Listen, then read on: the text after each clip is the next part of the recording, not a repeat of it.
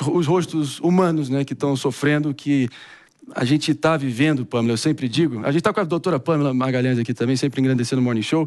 A gente, claro, tem diversas pautas para tratar aqui hoje, mas enquanto a gente restabelece o contato com a Chauana, a gente lida, né, doutora Pamela, com o espírito do nosso tempo, que é o da fragmentação, da velocidade, da atenção reduzida.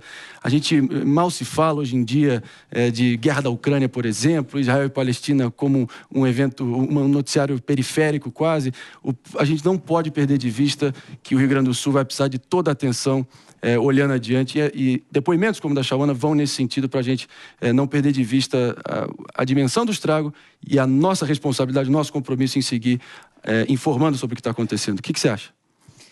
Eu acho que o formato do mecanismo humano é um pouco isso. Na hora que tem um acidente, há uma mobilização muito grande, mas parece que aos poucos as pessoas vão esquecendo isso e vão deixando se envolver e entenderem o quanto é importante nós estarmos mais unidos, nós nos mobilizarmos, continuarmos os nossos movimentos, nós nos antenarmos com aquilo que está acontecendo. Tem uma sensação de que, quando não sou eu, quando não é em mim, parece que tem menos importância.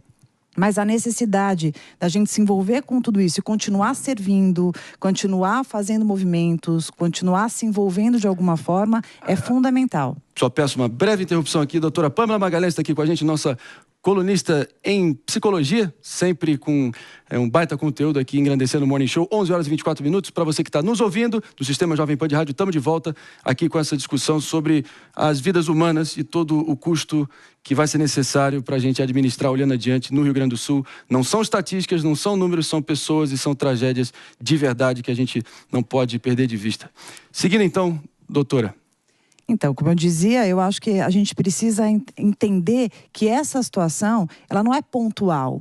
São movimentos que a gente precisa fazer, são doações que não só materializadas são necessárias, mas a consciência, o quanto a gente se empresta, quanto resiliência, quanto empatia, quanto sensibilidade. A Jess trouxe até que ela estava conversando com familiares de lá, quanto isso está acontecendo, o quanto esse importar-se, acho que em todos os sentidos, faz-se necessário, e isso não só para este momento em si, mas com tudo que vai acontecendo, que quanto mais o tempo passa, mais essas pessoas precisam da gente.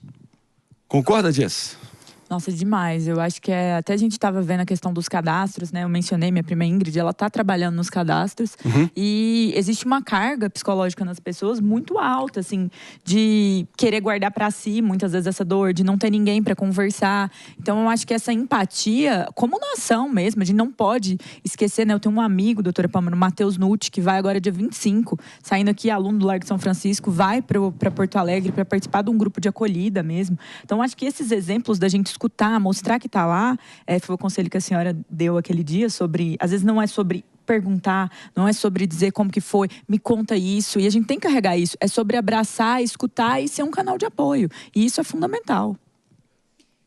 De acordo, doutor? Sim, e acho que é importante a gente lembrar que eles estão lidando com essa sensação da perda, esse sentimento difícil da elaboração do luto, não só de pessoas, mas de coisas também. Então, para a gente entender como a nossa contribuição emocional da escuta, da acolhida, do movimento de se sensibilizar por isso, tudo isso faz uma grande diferença. Às vezes a gente acha que está ajudando pouco, quando a gente fala alguma coisa, quando a gente fala, eu estou aqui, divide comigo, como que eu posso ajudar? Perceber que não é só dando coisas, mas também sendo esse colo, sendo esse ombro. Jess, claro. Eu só queria fazer um complemento nisso que a doutora Pamela falou. Tem uma jovem, a Isadora Úrio. Ela participa de campeonatos de debate. A Isadora Úrio estava se preparando para ir para o Campeonato Nacional de Debates Escolares que vai acontecer em Goiânia. Ela é muito jovem, ela não pode ir sozinha. E agora ela não vai poder ir. Por quê? Porque o aeroporto de Porto Alegre fechou. Então, uma forma que a gente encontrou de lidar com isso é deixar que a participação dela fosse online. Mas ainda assim é uma perda. Então, a gente fica com uma dificuldade de como alguém que se esforçou, que é uma condição climática, como que a gente recebe isso, sabe? Como que a gente motiva? Porque, no final das contas, ela merecia estar lá. Então, gera até uma sensação de indignação, sabe? Que a gente tenta acolher, mas que é difícil de qualquer forma. Você traz uma questão interessante, acho que para quem está assistindo também, que as nossas perdas, os nossos lutos, eles são imensuráveis. Então, às vezes a gente tem mania, né? Até quem vê de fora fala assim, mas o que é isso comparado ao que está acontecendo? Né? Então, assim, não compare dor. Eu falo que só sente quem sente. Então, é uma dor, sim. O luto, ele é de diversas formas, né? Como eu falei. Então, quem está lá está sentindo de uma forma, quem está aqui está sentindo de outra. Quantas pessoas, assim como esse caso que você falou, estão deixando de fazer coisas, de estar em lugares, de realizar feitos que se prepararam, que desejaram, que quiseram. A gente viveu isso na época da Covid. Quantas pessoas que estavam com casamento marcado, com situações, perderam pessoas. Eu mesmo, meu pai morreu de Covid.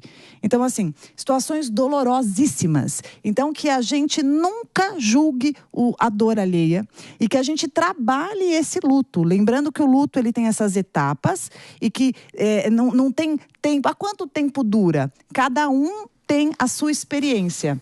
O que é mais importante é a gente permitir o espaço da dor. Não ficar mensurando, não ficar diminuindo e permitir viver a emoção. O que a gente pode fazer sobre os processos, que muitas vezes nos são impostos, é vivê-los da forma que a gente conseguir. Entendendo que cada emoção, ela é necessária para a elaboração desse luto.